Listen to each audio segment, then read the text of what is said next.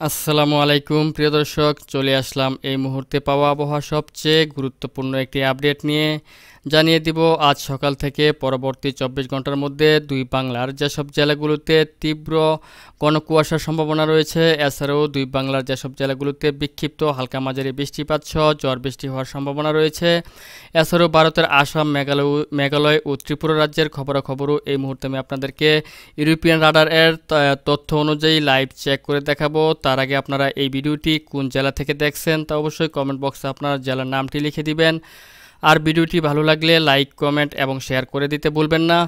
তো ভিউয়ার্স, আমি প্রথমেই চলে আসছি হচ্ছে আজ একদম ভোরবেলাতে। যখনই আমি ভোরবেলাতে চলে আসছি তখন দেখতে পাচ্ছি যে বাংলাদেশের দক্ষিণ পূর্ব অঞ্চলের একাধিক জেলার আকাশ আপনার মেঘলা থেকে মেঘাচ্ছন্ন রয়েছে। এছাড়াও চট্টগ্রাম বিভাগের দু একটি জেলাতে হালকা মাঝারি বৃষ্টিপাত হওয়ারও সম্ভাবনা রয়েছে।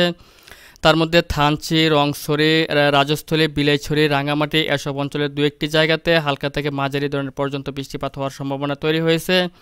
তবে আপনার পার্শ্ববর্তী জেলাসমূহ যেমন চট্টগ্রাম, চকারিয়া, ফটিকাছড়ি উপজেলা, খাগড়াছড়ি, তারপর হচ্ছে শাহজাগ, দিঘিনালা এসব অঞ্চলের আকাশ মেঘলা থেকে মেঘাচ্ছন্ন থাকবে, তবে কোথাও বৃষ্টিপাতের সম্ভাবনা নেই। এছাড়াও এদিক থেকে সেনবাগ, কুমিল্লা, লালমোহন, চরফ্যাশন, হাতিয়া, কলাপাড়া, মাঠবাড়িয়া এসব অঞ্চলেরও দেখতে পাচ্ছেন যে আকাশ মেঘলা থেকে মেঘাচ্ছন্ন রয়েছে, তবে কোথাও বৃষ্টিপাতের সম্ভাবনা নেই।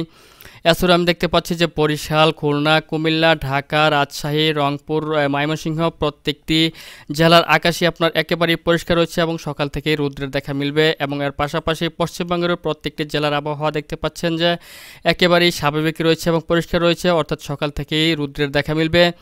এছাড়াও আমি দেখতে পাচ্ছি যে সিলেট বিভাগের অধিকাংশ জেলাই আপনার মেঘে ঢেকে রয়েছে এবং সকাল থেকে তীব্র ঘন কুয়াশার দেখা মিলবে 10টা-11টা পর্যন্ত, এবং এসব অঞ্চলের আকাশ মেঘলা থেকে মেঘাচ্ছন্ন থাকবে।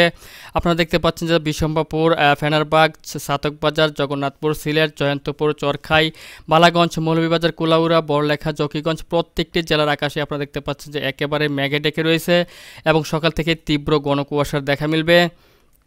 এছাড়াও আমি দেখতে পাচ্ছি যে এদিক থেকে আপনার আসাম, মেঘালয়ের আপনার এদিক থেকে ত্রিপুরার আইজল, তারপর হচ্ছে আগরতলা, এদিক থেকে শিলচর, ইম্ফল এসব অঞ্চলের বেশ কয়েকটি জায়গাতে অর্থাৎ বেশ কয়েকের অধিক জেলাগুলোতে হালকা থেকে মাঝারি ধরনের পর্যন্ত বৃষ্টিপাত হওয়ার সম্ভাবনা রয়েছে। আমি এই মুহূর্তে দেখতে পাচ্ছি যে এদিক থেকে মিজোরামের অধিকাংশ জেলাগুলোতে হালকা থেকে মাঝারি ধরনের পর্যন্ত বৃষ্টিপাত হওয়ার সম্ভাবনা রয়েছে।